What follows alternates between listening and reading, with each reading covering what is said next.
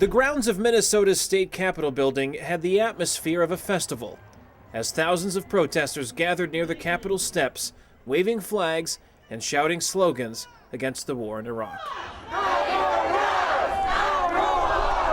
Protesters came from far and wide to take part in what is expected to be the largest organized protest scheduled during the Republican National Convention.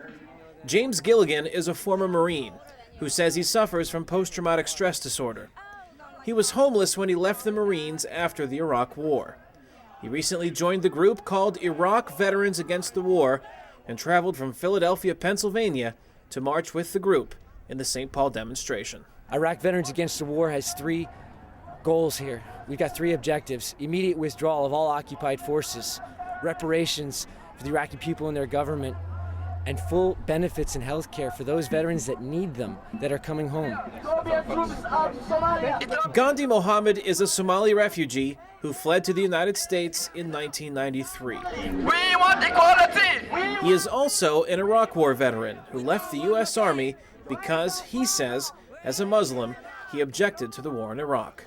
We don't want Kane! The Twin Cities of Minneapolis and St. Paul are home to one of the largest populations of Somalis in the United States.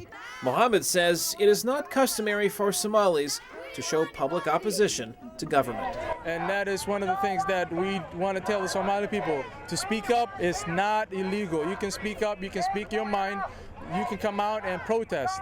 Even though Hurricane Gustav caused a change in the program of the Republican National Convention, it did little to deter the thousands of demonstrators who endured the heat and humidity during the protest in March.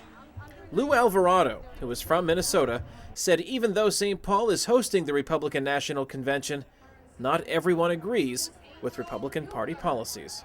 Today, I want the world to take notice that people are against the war.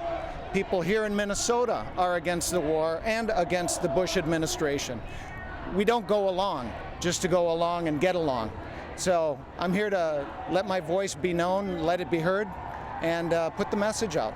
Police were prepared for unrest at Monday's demonstration and positioned themselves in full riot gear throughout the city of St. Paul. Why do we have to resort to this? Earlier in the week, police raided the offices of an anarchist group calling itself the RNC Welcoming Committee and arrested several members of the organization. The group was not a part of the organized march from the Capitol building to the convention site. While police were prepared for the worst, wearing full riot gear and gas masks, there were only minor skirmishes with smaller groups of protesters not associated with the larger organized march. Kane, Farabaugh, VOA News, St. Paul, Minnesota.